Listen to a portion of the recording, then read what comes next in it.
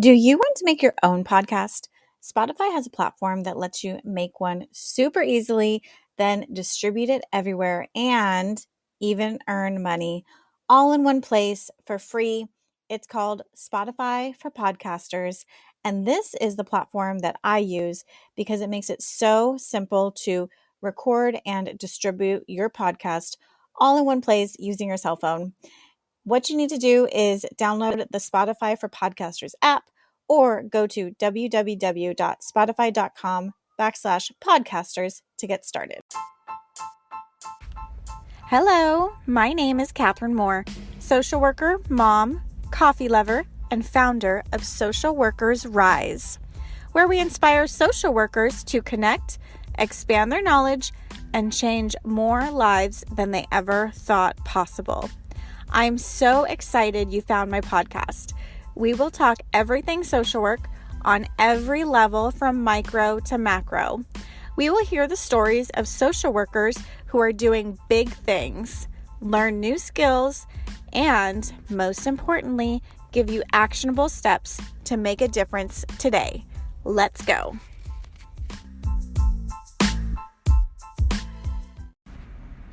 Hello, Shauntia. Thank you so much for being with me. Are you there? I'm here. Awesome. So we are recording actually across the country. I am in California. You are in Maryland. So for those of you listening, I apologize in advance if the sound quality isn't as great as what Shauntia deserves. But, we're social workers. I'm not a tech person, so I'm doing my best. So thank you so much for being on with me, Shauntia. Can you just tell me a little bit about your story, where you came from, and kind of how you got into social work? Thank you for inviting me on this call, and I'm excited to share my story with you. So I started social work first as a family science student at the University of Maryland College Park. Now, family science isn't technically social work, but there's a lot of applications that are quite similar at the mental level. Okay, like what? Like working with families, understanding family law, as well as looking at different family theories that are applicable to the family system, like ABC X model, etc. But what's great about the opportunity at the University of Maryland is I realized that I really have a special interest working with families of color, particularly families from low-income communities within my neighborhood in Shauntia County. And so after graduating from the University of Maryland College Park, I decided to go into a master's program at Oklahoma State to continue my pursuit in understanding families. So I obtained a master's in human development and family science. And then thereafter, after being in the workforce and realizing that, my fields are actually very unique. So throughout my tenure at the University of Maryland and Oklahoma State, I was a part of a entrepreneurship program that gave me a lot of business skills to add to my toolkit. But then I was always looking for, where's my niche in this workforce? Because I have the interest working with families, and then I have this very unique opportunity. I had this very unique opportunity to work with entrepreneurs, with nonprofits, as well as with the university setting, within the university setting. So I went back to school and wanted to pursue social work because I felt like with social work I can actually use those skills that I've learned throughout my college career. So originally I pursued micro social work, and then thereafter, because of my involvement with a lot of nonprofits in the social work community, or social work organizations, like the Greater Washington Society of Clinical Social Work, as well as the Congressional Research into Social Work and Policy, I decided to go to University of Maryland and pursue continue my master's program focused on macro social work, where I also received a concentration in nonprofit management. So throughout my experience in social work education, it had really shaped my pursuit as well as drive to start this nonprofit called YSocialWork. So when I first organized social work advocacy, Student Social Work Advocacy Day, in partnership with the Society as well as Chris, I wanted it to reflect my interest in social work, which was very generalist. It was both macro and it was both micro.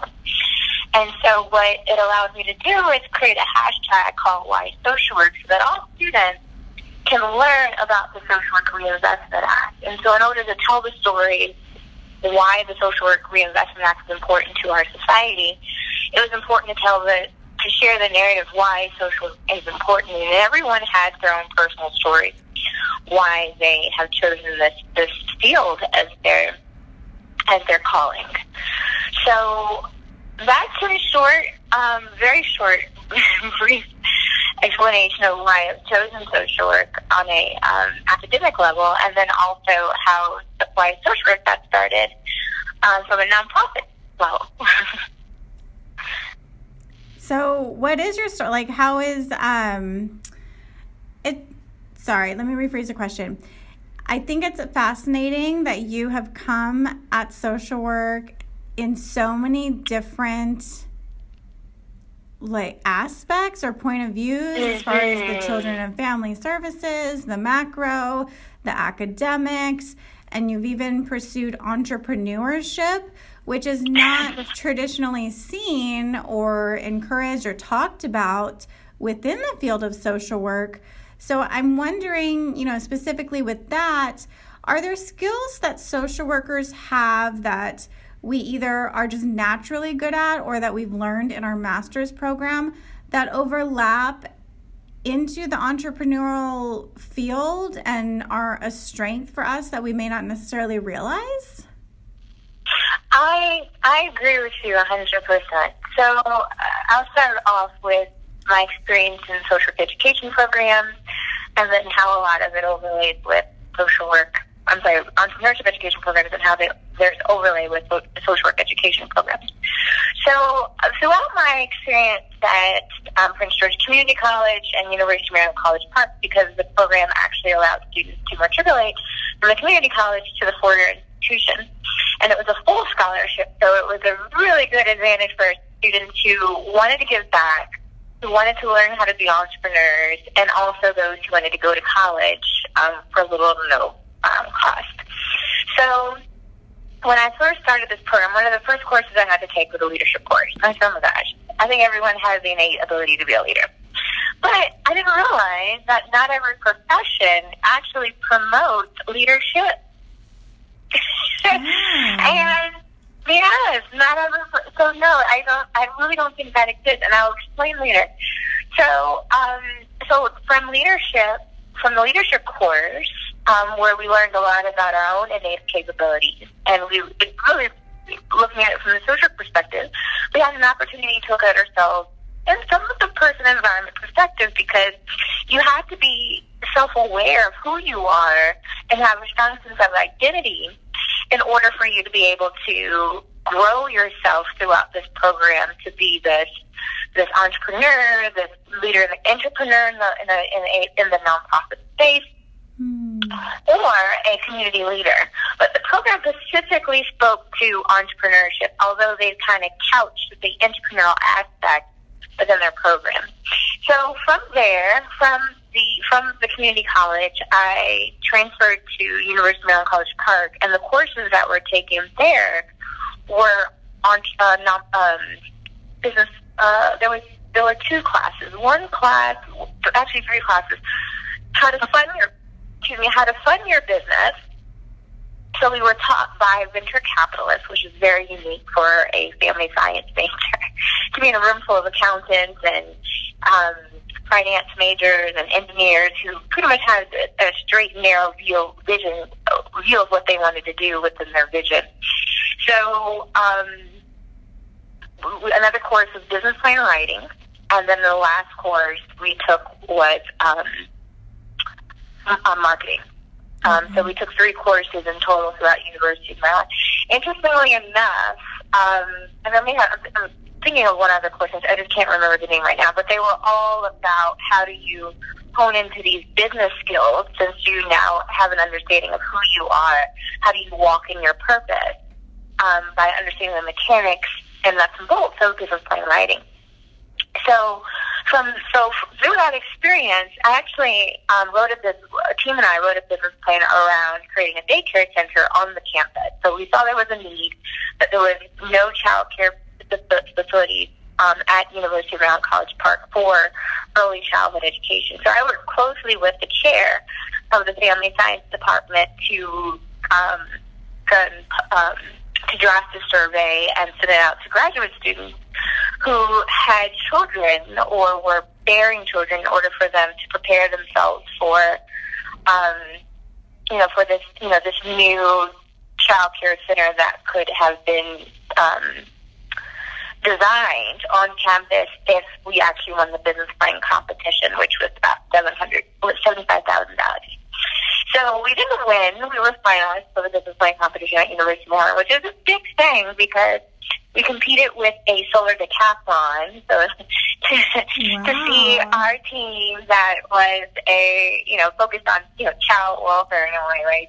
Child services, compete with a solar decathlon group. I think that was pretty exceptional work. So from there, when I went to university, when I graduated from University of Maryland, University of Maryland College Park, I went straight into my master's program at Oklahoma State University. So from there, I actually got a lot of skills in Oklahoma. I mentored the first entrepreneurship magnet high school, and then I also consulted Native Americans through their student consulting group, and then I also traveled to South Africa with their ESA program, Entrepreneurship Empowerment in South Africa program, where we consulted disadvantaged Black-owned businesses who were part of the procurement process and with the Cape Town government, which was pretty cool. Yeah. And then from there, and then we did one other thing with them. I was a part of the Creativity and Innovation Scholars Program, which was a 1-year fellowship for graduate students across campus to continue to learn entrepreneurial techniques. So in that program, we learned how to commercialize the technology. So within the engineering department, there were individuals who patented different technologies, and we were broken up into different groups, and we had to write a business plan around that technology, and again, compete within the business plan competition. So with all these experience, I would say the overlay with social work, macro social work, is primarily the digital marketing piece, understanding your market, because a lot of what social work is teaching is understanding people, and the business community actually has recognized that and now has moved away from business plan writing and more to business plan modeling, which uses a lot of go-to-market strategies. So I think that social workers actually have an advantage in understanding markets because we're so person and environment focused. So if anyone were to implement programs implement a program that ultimately has large-scale possibilities, then I think a social worker who's very business-minded would be perfect at that. So I think there is some overlay. I also see it in storytelling. I think social workers tell the best story because we advocate for our clients. Yes. And oftentimes digital marketing is all centered around storytelling and how to really articulate the needs of the community and also the issues in society, because the issues in society reflect the needs of the community. So I think social workers are also best suited for that. And then lastly, I think there's the organizing aspect. So I think social workers are great organizers, and I think that's a huge advantage to corporate America because that's how you bring the people to your business. And it goes also back to marketing because it's not about a cause, it's not about particular individual. When you think of candidacy, it's about a business. And I think we don't really talk about, we talk a lot about politics in our profession, but how do we use those skills, those same skills that we're now pushing advocacy as relates to, campaigns and social justice efforts, to actual, social entrepreneurship efforts as well. Because I think nonprofits are great, but there's a new push towards B Corp that I think is ultimately going to be the marriage between large-scale nonprofit development and, some of these like smaller, small business development approaches as well.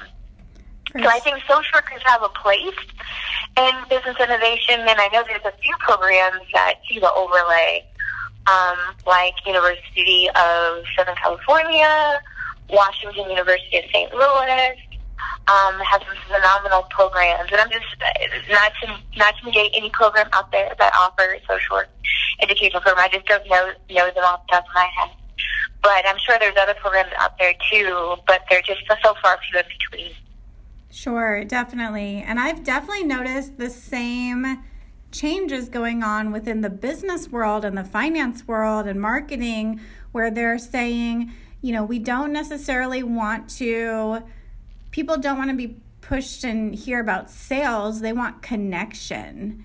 And that's really where they're trying to go. And now people are really they recognize that in this day of technology, how we're so isolated, that people crave connection, and you can use it for good or bad to make money, but it's definitely coming into the conversation with businesses and finance and all of those people. I think it's a catch-22 because brand loyalty is so closely related to marketing. I mean, it's under the umbrella of marketing. Mm-hmm. And because people realize that the human experience is building relationships, if Eric Erickson said the foundation of humanity through infancy is trust, then we live our lives based on how we trust. That's how relationships are based on our ability to trust.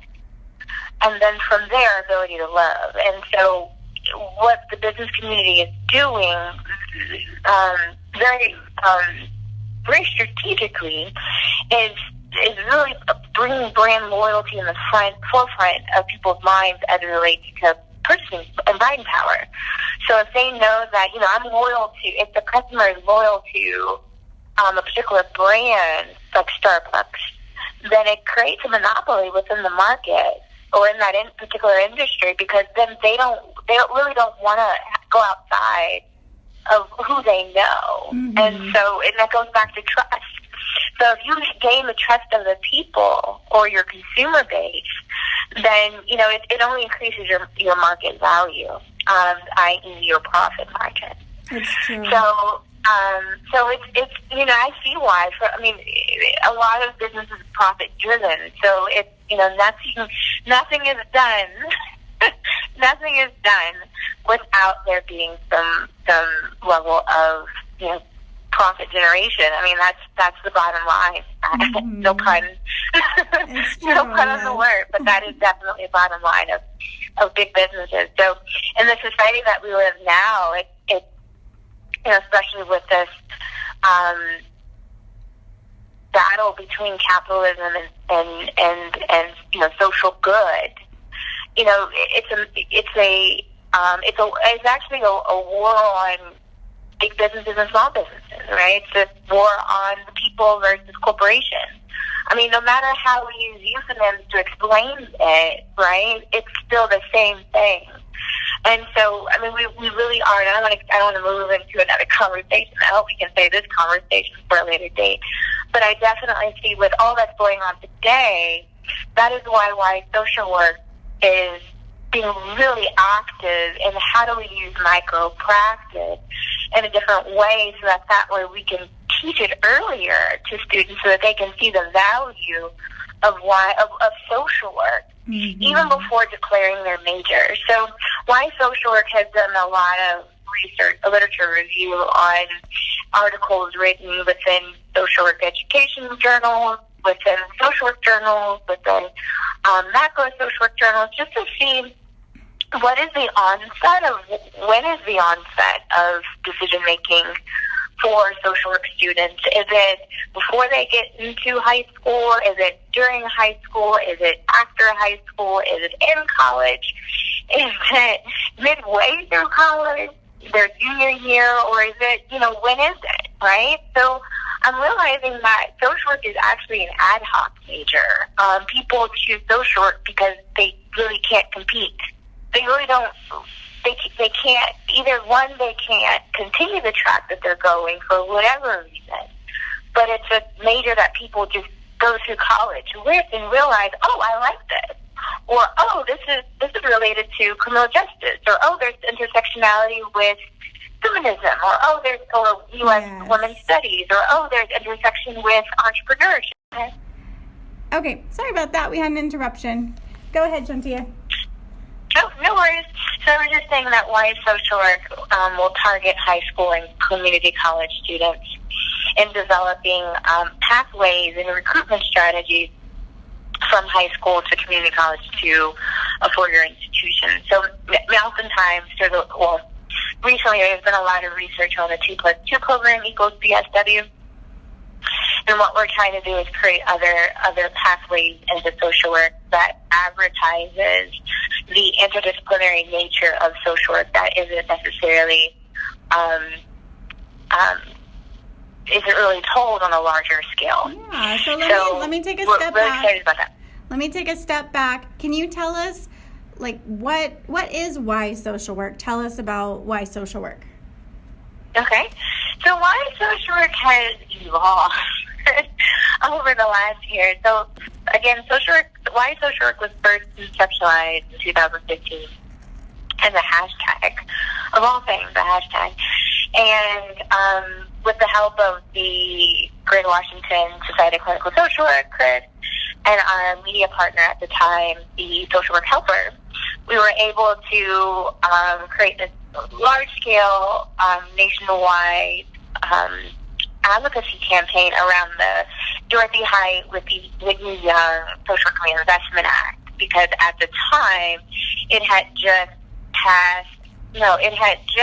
it was just introduced for the fifth time on Capitol Hill, and in hopes of enactment after its fifth go round, who first by former Congressman Idris Towns. At the time, Congresswoman Barbara Lee had introduced the bill and was in the process of really aggressively trying to seek sponsors for the bill. And we wanted to create this large-scale social media as well as an event campaign around the Social Work Reinvestment Act, so that way there was more visibility prior to the on-site campaign on Capitol Hill, and even post-campaign efforts by keeping the YSocialWork brand going even after that event. So fast forward 5 years later, the bill still hasn't been reenacted. There's still 1% chance, which is, direly low. And there's more that we should do, and I think there needs to be more that's done. And so, YSocialWork has evolved to consider the reconceptualization of the Social Work Reinvestment Act. It just needs to be overhauled. There's lots of efforts right now. There is efforts going on through NASW and other social work organizations, and it's not discrediting those efforts, but I have a very straight and narrow idea that there needs to be an incubator within our profession that actually implements programs, that sees programs through and replicates those programs outside of the university. Granted, there are organizations through, there's a lot of organizations within our social work profession as of today, but none of those organizations actually look at programmatic, how programs be implemented and used as a baseline for consideration when pushing bills like the Social Work Reinvestment Act. And so YSocialWork is an incubator, and we're focusing primarily on the first provision, which is education, and education, which really pushes further recruitment and retention strategies for social work education programs. And so our biggest push right now is we've created a YSocialWork experience for high school and community college students that really promote, again, the recruitment and retention of these populations into social work education programs, and while considering the 2+2 = BSW. So there's a lot of different articles we've pulled, we have a whole literature review that we have completely synthesized into one document that serves as a baseline for how do we really incentivize social work and create that interdisciplinary community, so that more people are aware of social work, are aware that there are different tracks to social work education, and that there's ways in which they can practice social work in interdisciplinary settings without thinking that they have to be clinicians. And I think that's a very audacious job of YSocialWork, because there's so many conversations that are had, even with us not being at the table, and there's so many conversations that are taking place in settings that we may not even know of. But at this point, quite frankly, our job is to not seek permission. It is to just do the job, and that's what we're doing. That's amazing. Yeah, I was kind of wondering, how discouraging that the Social Work Reinvestment Act was presented 5 different times, and like you said, by now it's kind of outdated and needs revision. And I'm kind of wondering, especially given the current political climate, I can see why it's a 1% chance of it actually passing with with our current administration. They just don't appreciate, the work that we do. But that's a whole different topic. But I'm just kind of wondering, what if social workers are the ones who need to just be taking up these projects instead of asking and relying on the government to help support us? What if there's some way, and I don't know, maybe I don't have the business background to really know what it is, but I know that we have the solutions. We're on the front lines. We have the skills. We know what needs to be done. It's just how do we fund these things? Right, and that's honestly where I feel we do a great job seeking permission, and that's what differentiates us from the entrepreneurship community.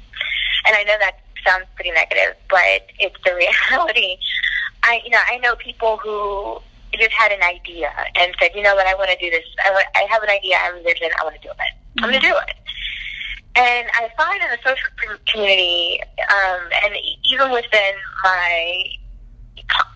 my discourse with a lot of people that I've worked with, and it's not to discredit any one of them, but there's just a lot of permissions that need to take place in order for there to be action.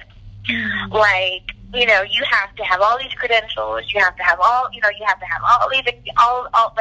years of experience. And it's like, no, I don't. Mm-hmm. I don't. And it's not that I don't. I have. And there's a conversation that I think in social work we need to have around breaking the glass ceiling, even in our profession. Yeah.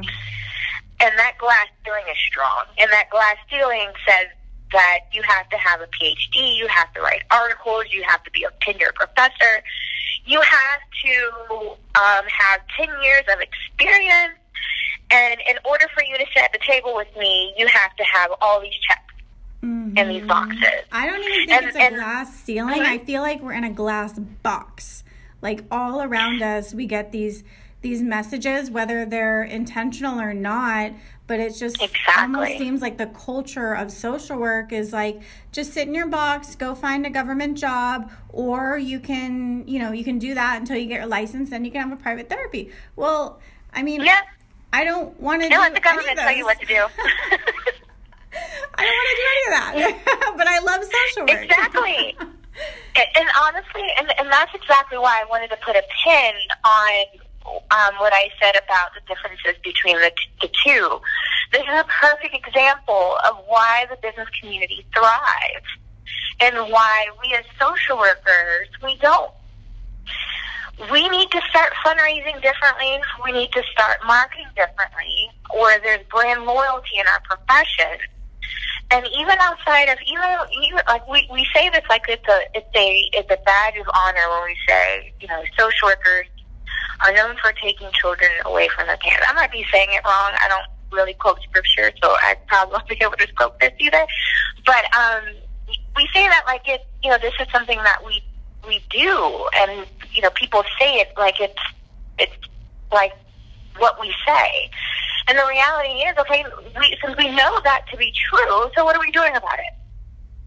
What are we doing to track their success over a long period of time? And what are we doing after these kids are taken from as a profession? What are we doing to take these kids from abusive or neglectful situation, because there's a reason why they're taken, right? Doesn't negate that. But what do we do after? How do we encourage innovation even after? And I know that. And why do we? I know that. And why do we seek permission? Yeah, there's like so much work that goes on behind the scenes that's confidential, but it's true. If someone's like, "Oh yeah, you're a child snatcher," well, they don't work. I don't know that we work strong enough or are assertive enough in telling and educating people, like, no, this person or this child had all of these issues. Well, you can't really even say that because it's all confidential, but it's like there was issues going on, they weren't safe, and I did this and that to fix it and to guide the families and to, with the ultimate goal of family reunification. I just wonder though, because that's not exciting. That's not sexy. That's not drama. The drama is, oh, they took my child away and they're the bad people. So, right.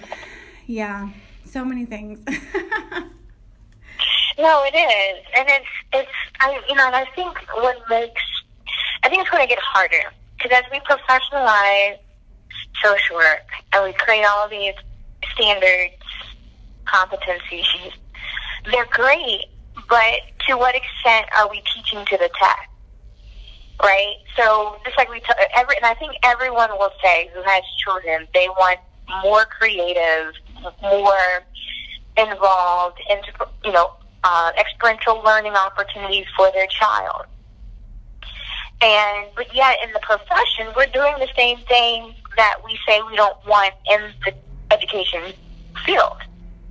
Right? Like, we are really standardizing our curriculum. And granted, everyone's teaching the same thing. Everyone's doing the same thing. And, I'm indifferent about that. But one of the things that because I see the value in using a lot of the resources that are provided to make sure that people are competent social workers in the field. Now, I get it. So, that's great. But what are we doing to actually bring them into the field and diversify the field? I think there's a large number of Black females who have joined the field over the past decade. Right? There's a growth in Latino social workers, but we have completely lost track of seeing value in males in our profession as well. And so we haven't done, and there's reasons for that, right? Criminal justice system is one.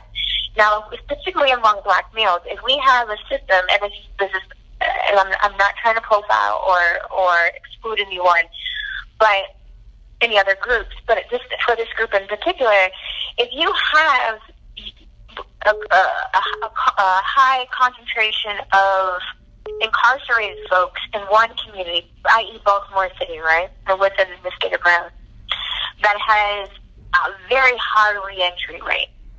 Now, when they come back into society, and there's a lot of institutions around the Baltimore community that are graduating social work students who are predominantly white females, how are those services? How do we ensure that those services are actually equitable? Yeah. So, and in the same case for Washington, D.C., every urban community deals with urban issues as it relates to social work. And it all goes around, sometimes around the black and brown experience. And so we don't do a job. We don't. Because black females don't really understand the experience of a black male, but the black male or Latino male. But yet we see their incarceration rates. We see them. Mm-hmm. But we do nothing to provide, to diversify our profession, to intentionally attract them into our field. Instead, what happens is we continue to create red tape so they can't. Mm-hmm. We continue to create red tape. You know, with and I'm not saying that the licensure process, I'm sure there's leniencies. I'm sure there's ways in which, some social services have gone around to recruit them for whatever purpose, but they don't serve as a social worker on paper. But some of them would love to be a social worker. Some of them still call themselves a social worker, but they don't have the credentials to really honor the name of a social worker. And there's some states that are protecting the name of a social worker. But what are we doing to ensure that these people actually become a social worker? They're not just a life coach. Right. or whatever, every decade or two, there's always another title that's added around mental health. But I think, I don't know if I'm articulating my point well, because I get really passionate about this a lot. It's disheartening. One of the questions you asked me earlier around, what is your YSocialWork story? I gave you a very superficial answer, but my YSocialWork story started also because my senior year at the University of Maryland, my mom died of a drug overdose in Washington, D.C. And before that, she was incarcerated for drug use for much of my childhood and adolescence.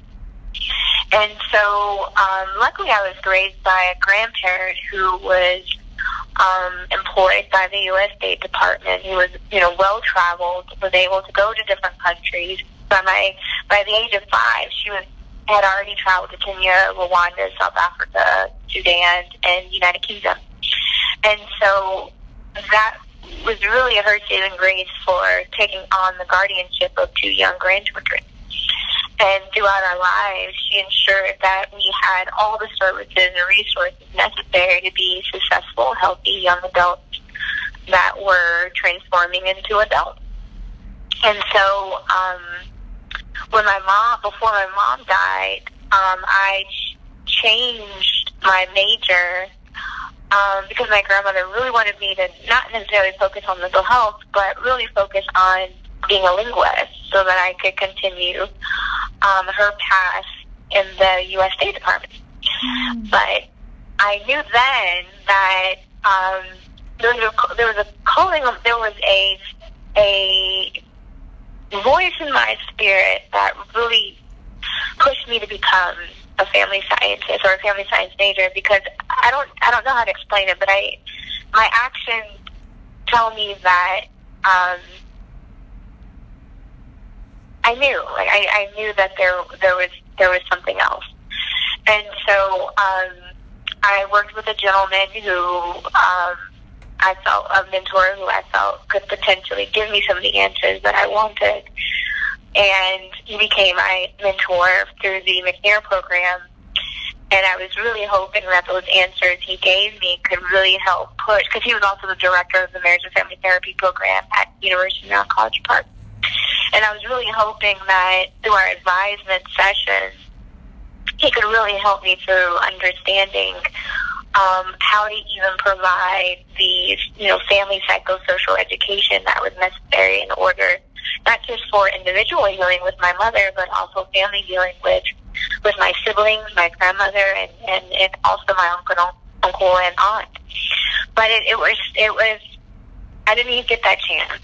And so I feel as though from reading the Social Work Reinvestment Act while I was MSW, through my early years within my MSW program at the time, I wanted to share with others the importance of the Social Work Reinvestment Act, because my mom, when she was discharged from the hospital that she was in a hospital under the criminal unit, and she was released without my family knowing, and she went into a home that ultimately put her back into the streets because of inadequate service. And so she overdosed when she got, it's like placing someone out of recovery and then putting them back in the same community that they used in. And it was poor discharge planning. It was absolute poor discharge planning. And for months I said, I'm not becoming a social worker. Social workers don't even know what they're doing. I really believe that. I really believe I had a vendetta with social work. And I'm pretty sure there are probably others that might feel what I feel. But I feel like it's I wouldn't say my responsibility. I feel like that might be a counter-transference. But I do feel like this is my YSocialWork story. And in order for us to create more competent social workers who may want to be a social worker, but they are burnt out, there's other things you can do. Because people don't realize that when you're burnt out, you make poor decisions, and those decisions are life-changing. It might not be for you directly, but you are directly changing the lives of other people. Yes. And it's life and death. Yes. And there are casualties on the other side of your decision-making, like myself. And so I feel like we don't really teach that, the life or death and then the casualties behind it. And so I chose social work, and I choose YSocialWork because at the end of the day, there needs to be ways in which we advance the profession to include those that are who are invested in ensuring that this profession moves forward in the right direction, and they're no longer using the same institutional rhetoric that ultimately our society uses to continue to discriminate and to exclude people of color from the same opportunities that the majority has within our society. Yeah, wow, that's powerful on so many levels. So thank you so much for being vulnerable and for sharing your story. I feel like once we start being honest with each other and let's just get real, we all have our stories that led us here. A lot of it is very personal, and with that, that they say, I think you were the one that might have said, I heard it somewhere, that joy shared is doubled and grief shared is halved. And so, the more that we can share these stories, the more that we can just feel supported and heal and move on and be able to just help the people that we are here to help, So I wanted to share some statistics with you that we've gathered through YSocialWork as it relates to adverse childhood experiences. Mm-hmm. There are a number of incoming social work students, first generation primarily, who are entering the profession to heal. And heal from more than one adverse childhood experiences, in fact. And what happens is we don't really equip them with the necessary skills because we don't really. The only way we focus on these ACEs are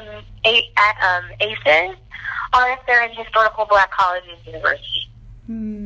But PWI do not focus on the level of care that's needed for students who have an interest in working in social work or becoming a social worker because they are touched by the effects of a social worker in a positive or negative way, or in a different way for that matter. But they've chosen this profession because there's something within their childhood experiences that has directed them in this path, and we have to honor that. For whatever reason, we still have to honor that.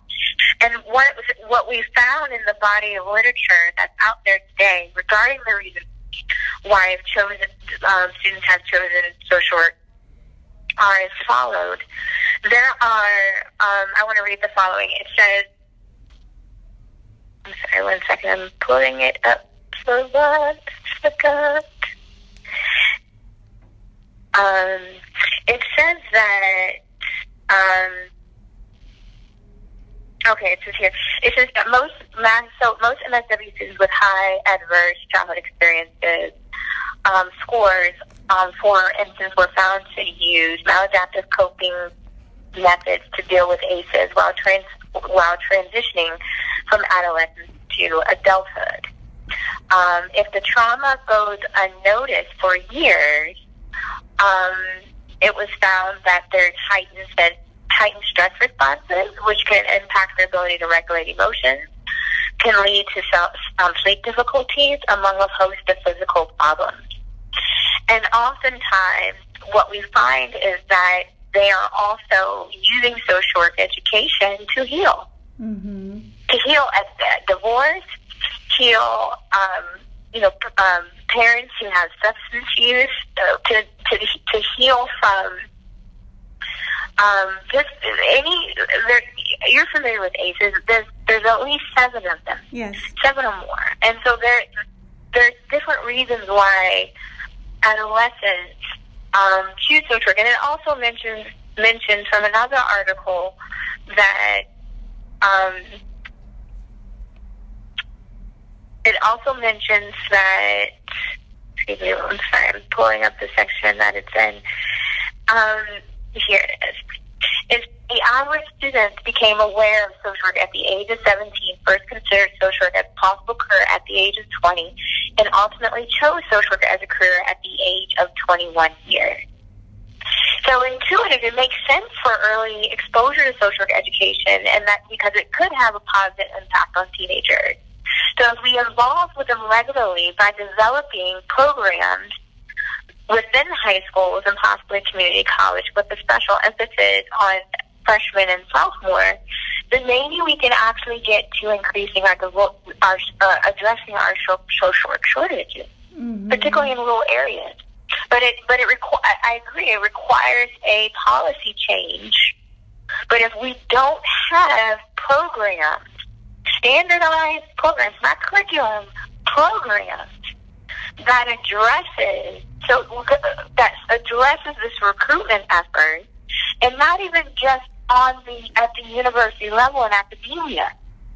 This is going to take grassroots organizing.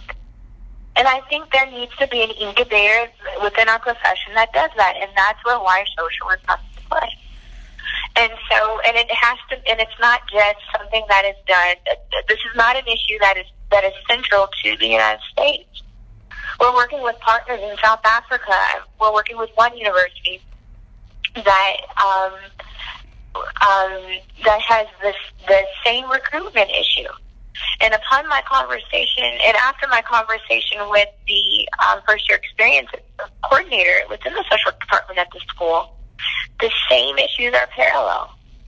The similitude is stark. We need to address recruitment issues because at the end of the day, our mental health, the promotion of mental health is rising. We're not doing a sufficient job with addressing our workforce issues.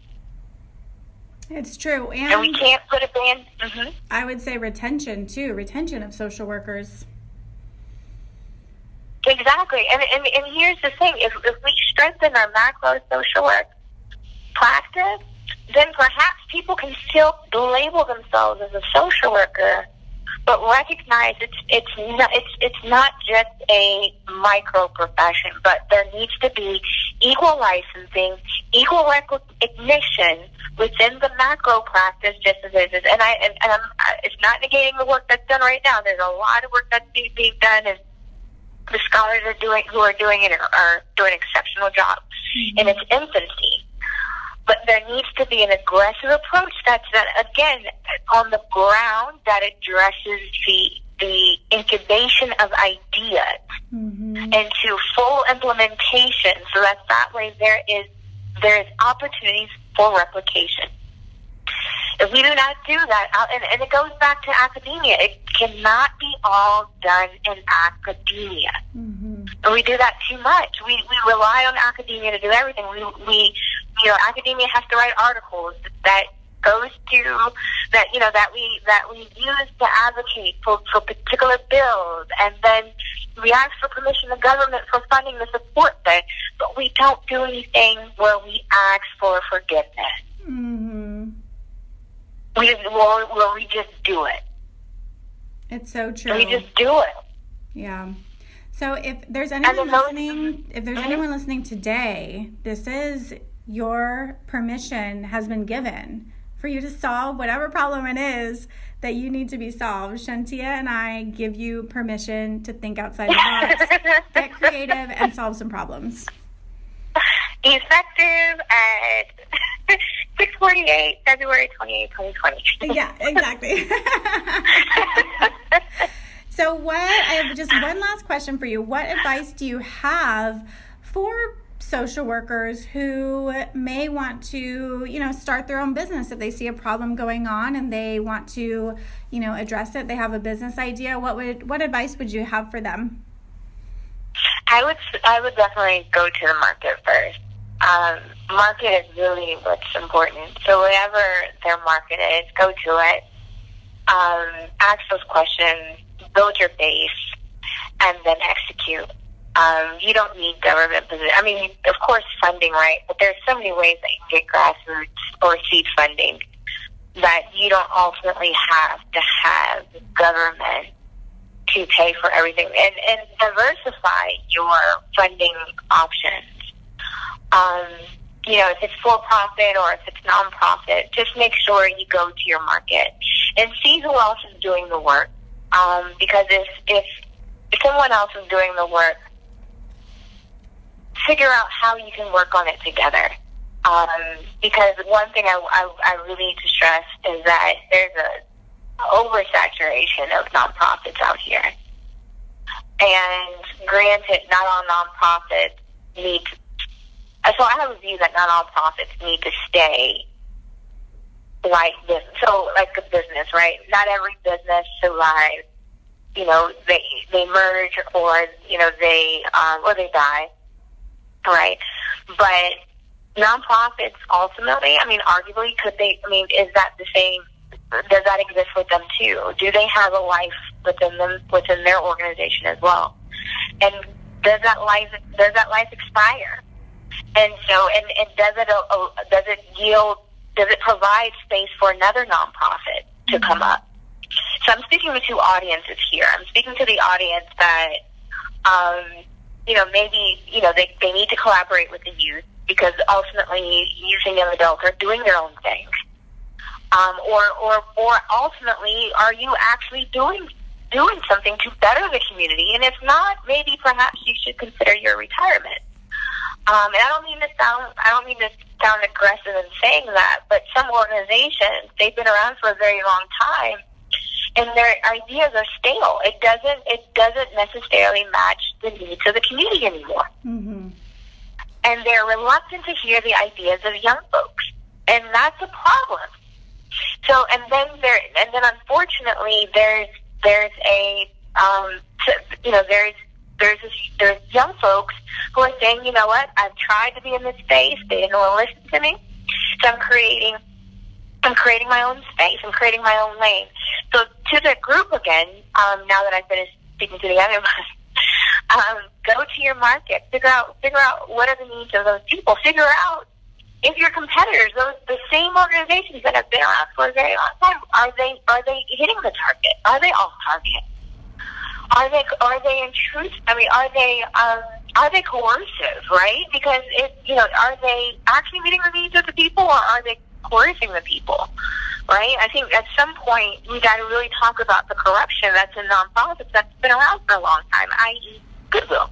Mm-hmm. So I think there's lots to be said around starting a nonprofit. You have to do your research, and on the front end and the back end. Back end meaning, what are the existing groups? Do a SWOT analysis. What are your strengths, weaknesses, opportunity, and threats? And from there, you get the back end view and the front view of what you need in order for you to start your nonprofit. Once you have that go-to market strategy, then go do it. Find your funding, and then and launch it. But really consider: before you even start your business, what are you doing? What is your mission? What values are driving you? And if it's self-seeking, trust me, it's not going to last. So you have to be able to clearly have a heart to serve. And again, once that heart, once you are at that point where you are burned out, consider a succession plan. We need to stop having these long-term executives and these positions, and politicians, and these positions where they occupy power and control over organizations for a long period of time. That has to end. So, I think long and short of it is, write your ideas down, do your market research, create a SWOT analysis, find where your funding is coming from. If you want to start a nonprofit, look at your state nonprofit laws, formulate your board, and really be a strong advocate for the community, and really push it, because we really need to make sure that people who are doing this work actually have a heart to do the work. Because recognize once you're at a point where you are no longer invested, create a succession plan. Mm-hmm. And allow someone who is eager to do the work, allow them the opportunity to do it. I love it. That's my 2 cents. Yeah, I love it. So many little nuggets of insight. It's just so amazing. Thank you so much. Where can people find you and stay in contact and learn more about YSocialWork? Yep, we are currently updating our website, so we will launch our website in 2 weeks during Social Work Month, so we're really excited about that. We will also cover attend the United Social Work Day on the United Nations, so we're really excited about that. So learn more about YSocialWork at YSocialWork.org. Awesome. What day is the United Nations event?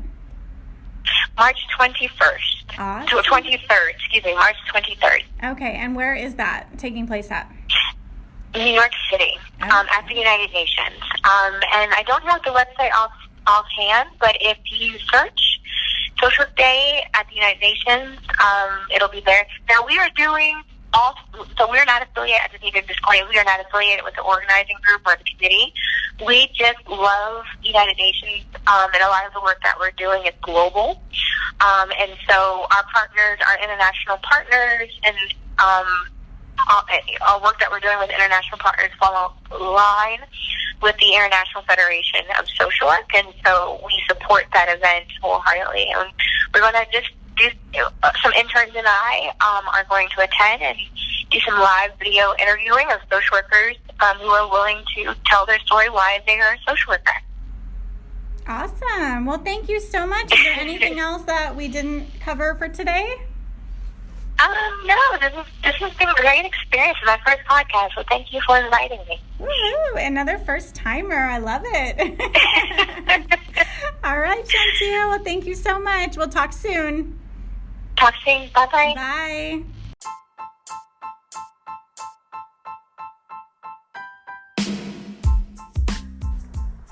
Thank you so much for listening to another episode of Social Workers Rise.